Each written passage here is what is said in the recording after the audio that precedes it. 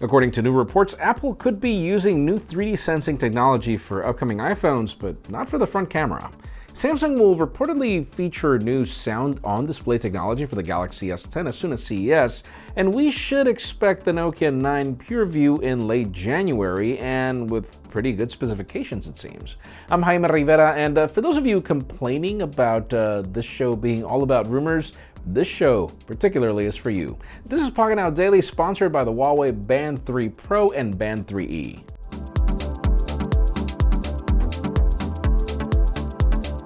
The official news today begin with a device launch that could probably turn into a deal.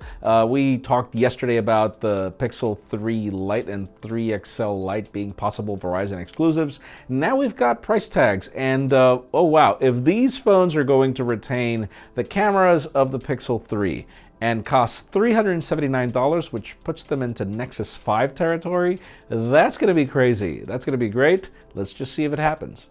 Now let's talk about LG. I mean, the company launched the V40 and we wanted to love that phone, but we know the reasons why we didn't.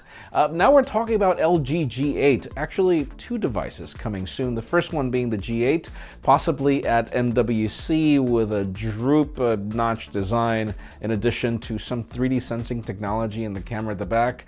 But we also hear that there's another device. By the way, the G8 codename is Alpha, but then there's another device codenamed Pride, which is reportedly the 5G variant. So no 5G for MWC, at least it seems. Now let's talk about the Nokia 9 PureView, that device with an insane amount of cameras, reportedly 5 in the back, 1 at the front. We've got specifications: Qualcomm Snapdragon 845, a possible launch that's not going to happen at CES nor MWC, but in between. So we wonder why it's not 855. But then the rest of the specs are great. The battery is, I believe, a 4150 milliamp hour, 6 gigs of RAM, and then a lot of storage. Let's see if we get it. I mean, Nokia has been launching some really great phones lately. Now let's move the spotlight over to the Galaxy S10, as one of the biggest concerns is, are we getting stereo speaker functionality on this phone or not? We've seen companies experiment with building the earpiece into the border of the screen, and then we lose the functionality for the stereo speakers. Now, according to some sources, we will be getting the technology, but on the display somehow. It seems that there will be some technology that will provide audio through the screen. If that's even possible, I would love to see it, and it seems that we might get a demo of it at CES, but not necessarily a phone. And finally, the hottest news today have to do with feature iPhones and a collaboration between Apple and Sony. Sony's got this new tech called Time of Flight, which has nothing to do, the name has nothing to do with the technology. It's a sort of 3D sensing feature that works in the primary camera that allows distance calculations and everything through a sort of a laser technology that points at you and is able to calculate, more like AR technology, and reports have it that Apple and Sony are going to be using this technology in the next iPhones.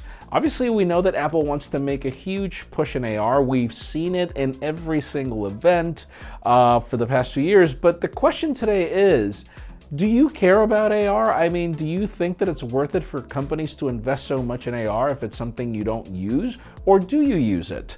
Because in my case, I'll give you an example. I love all the measuring techniques of AR, but I can't really tell you how often I use them. Actually, the answer would be more like none, at least beyond the review period. So we would really love to know in your case what happens to you. Do you use AR or not?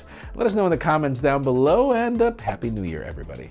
And folks, before we end this video, we would love to thank the HUAWEI Band 3 Pro and Band 3E for making today's content possible. HUAWEI's new line of fitness wearables match a sleek design with some of the most powerful internals. On the Band 3 Pro, we're talking about built-in GPS functionality so you can track your workout without your phone, AI-powered all-day heart rate monitoring, true sleep tracking, co-developed with the Hardware Medical School CBD, and more for just $70. And then the Band 3E with its awesome dual wrist and footwear design, helping it collect running data with 97% accuracy for just $30. Follow the link in the description below to learn more about what makes these wearables from HUAWEI so awesome.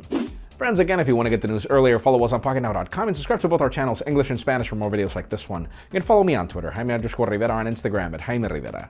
Please give this video a thumbs up if you like what you saw. I'm Jaime Rivera. Thanks so much for watching. We'll see you next year.